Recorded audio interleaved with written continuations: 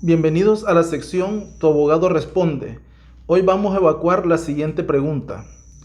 ¿Qué es primero, la falsedad o la nulidad de un instrumento público? Bien, conforme la legislación nicaragüense, la falsedad consiste, según sentencia de la Corte Suprema de Justicia número 47 del año 1998, que la falsedad envuelve el concepto de culpa, de alteración o suplantación voluntaria o maliciosa de la verdad de lo ocurrido en perjuicio de tercero.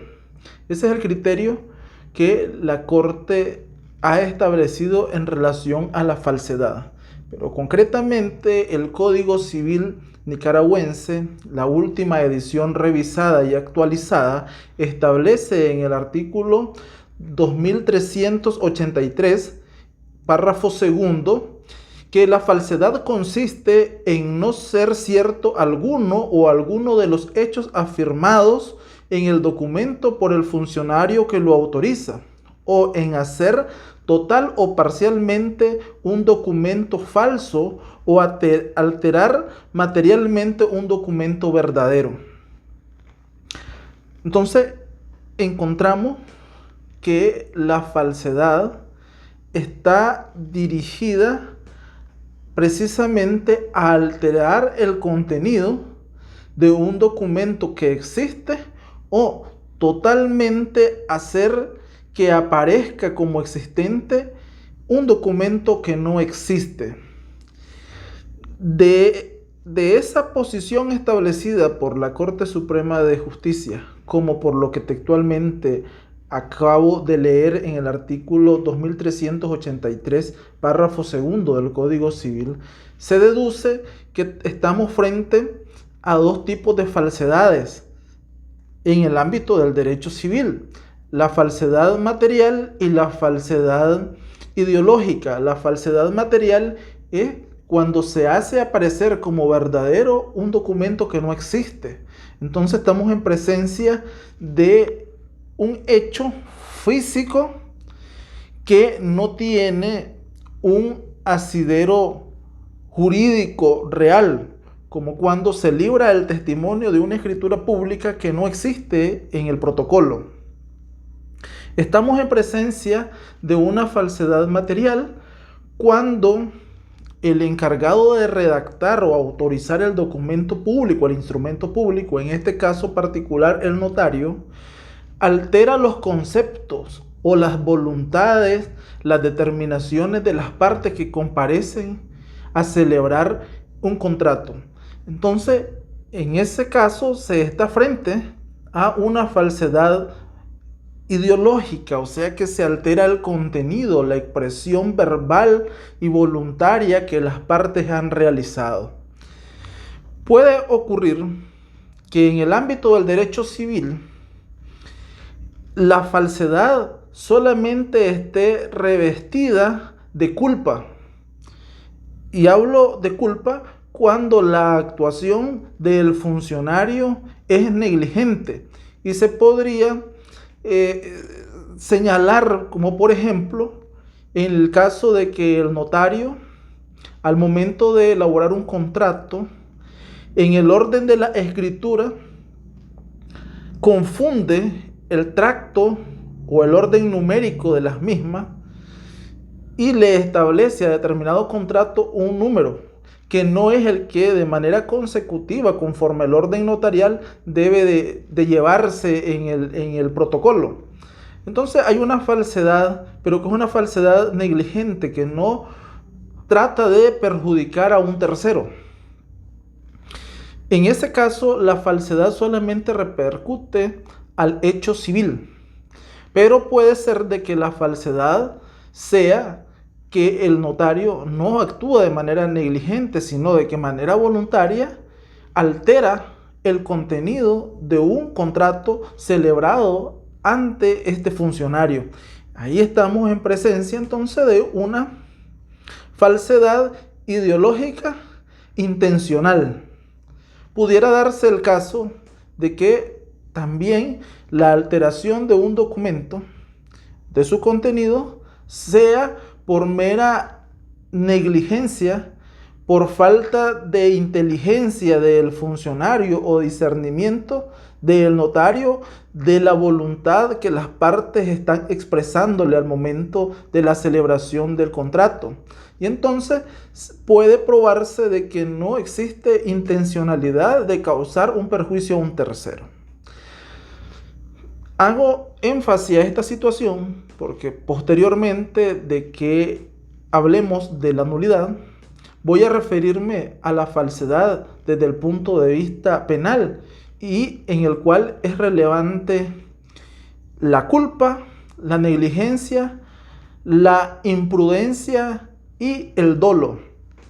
Bien, siguiendo con la idea de responder a la pregunta inicial, que es ¿qué es primero, la falsedad o la nulidad de un instrumento público?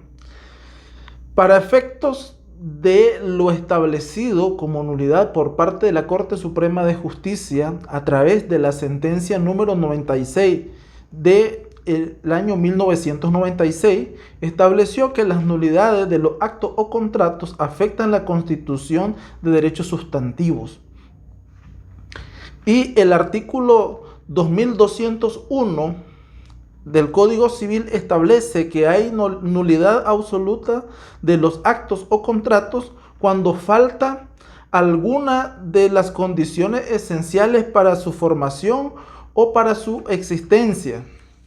Igualmente, cuando falta algún requisito o formalidad que la ley exige para el valor de ciertos actos o contratos, en consideración a la naturaleza del acto o contrato y no a la calidad o estado de la persona que en ellos intervienen.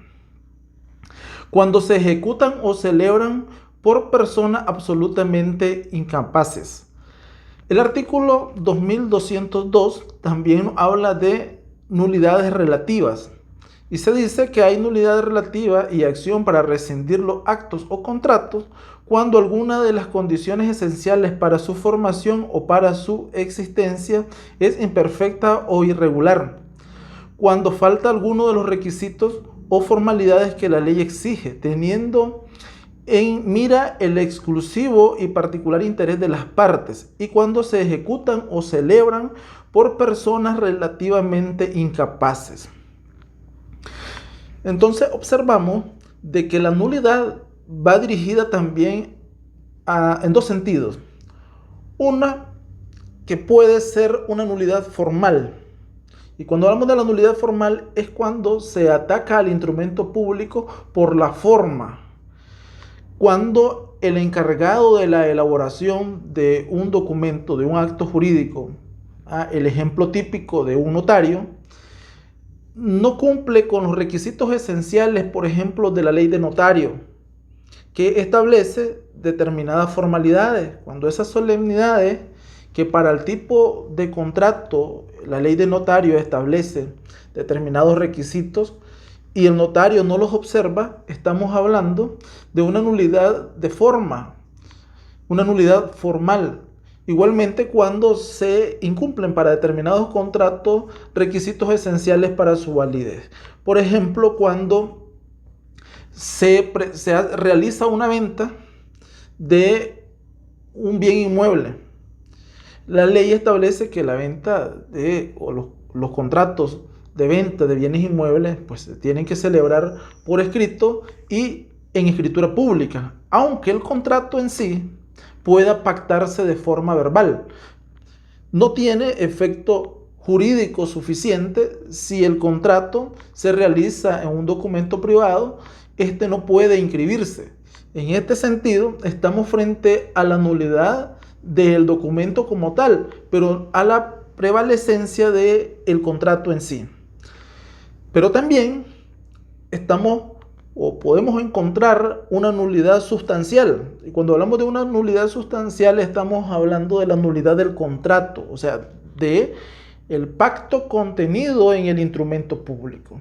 Y este igualmente es al que atañe los artículos ya citado 2201 y 2202 del Código Civil, porque afectan la constitución de un derecho sustantivo.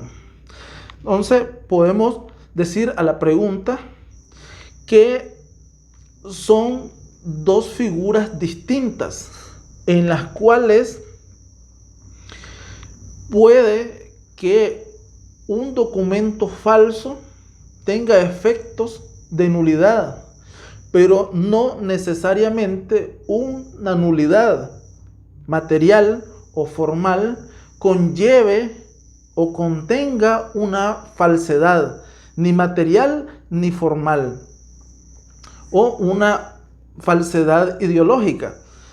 Entonces, hay una diferencia y no puede estar condicionado de tal suerte que no podemos hablar de cuál situación jurídica es primero, si la falsedad o la nulidad. La nulidad implica casi siempre la inexistencia de un contrato o la ineficacia de un instrumento público.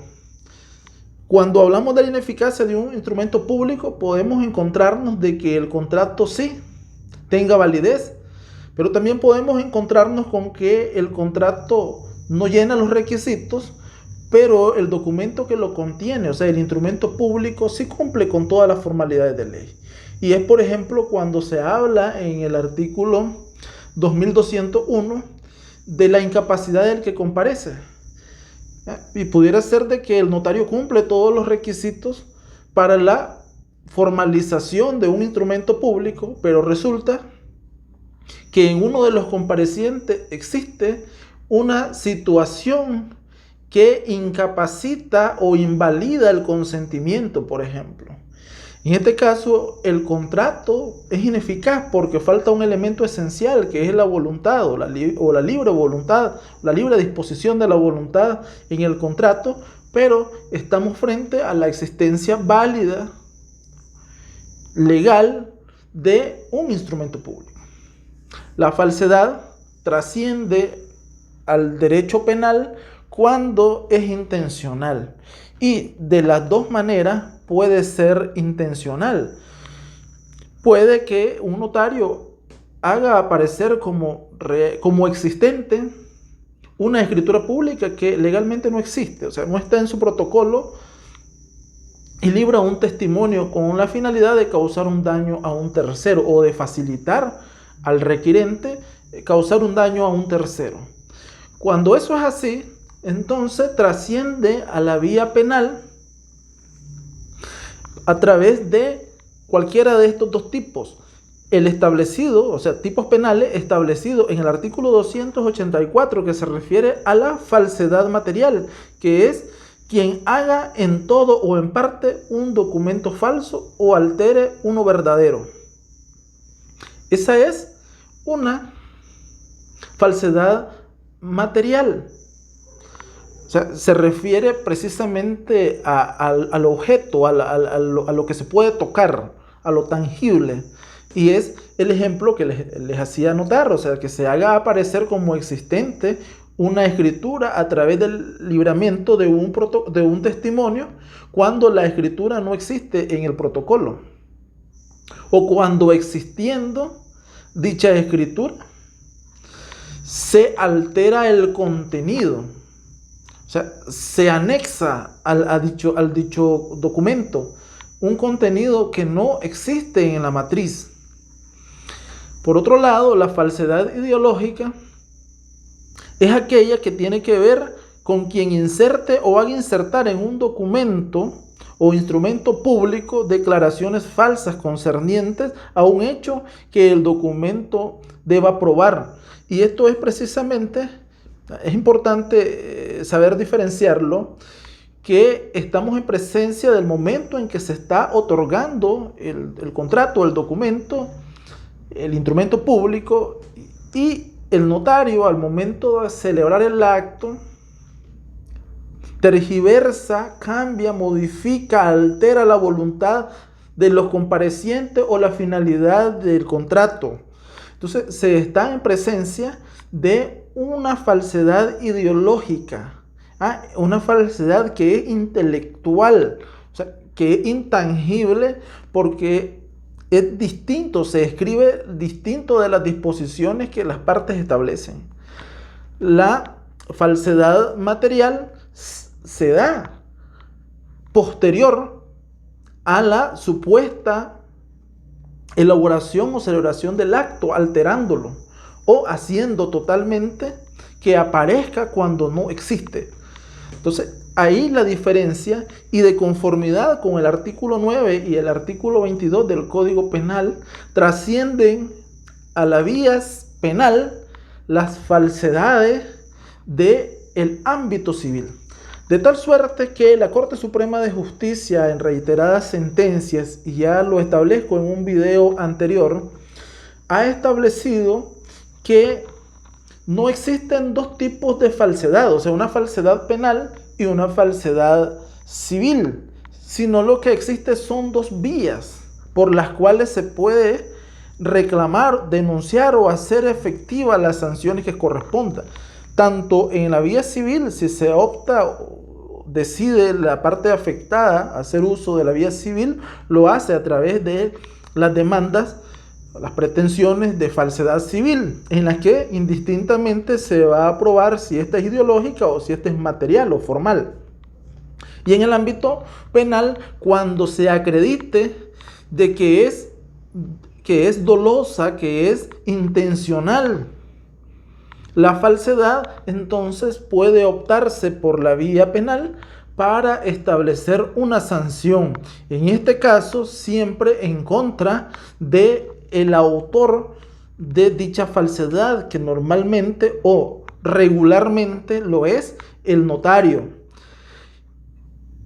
Existe un delito relacionado con la falsedad material, la falsedad ideológica, y es el uso de instrumento falso o de documento falso. Es por eso que cuando a solicitud de un requirente se libra el instrumento, y lo cual se hace constar en el testimonio, da lugar a que se persiga ese otro delito relacionado, que en este caso el autor del delito es el que usa el documento falso, sea el requirente o el cliente del abogado que comete la falsedad ideológica o material. En la vía civil se demanda la falsedad del instrumento público y se demanda al notario. Igualmente se demanda al que beneficia o perjudica el documento que se redarguye de falso. O sea, en este caso, el titular, el portador del documento, que puede perjudicar. Cuando me referí o manifesté que afecta, es porque lo relaciona al documento. O sea, que estamos hablando de la misma persona que usa del documento falso, que es el que posee el documento falso, porque existen disposiciones que le benefician o disposiciones que le perjudican. Debe de entenderse que esta es la parte demandada o la parte que es la futura demandada, junto con el notario que libra el documento falso material o ideológicamente en la vía civil como en la vía penal, atendiendo a la aclaración que la Corte Suprema de Justicia ha establecido, diciendo que no existen dos tipos de falsedades, sino dos tipos de vías en las cuales perfectamente se pueden hacer efectivos estos derechos. Agradezco a los consultantes y los invito a continuar participando en esta dinámica. Ustedes hacen la pregunta y su abogado responde.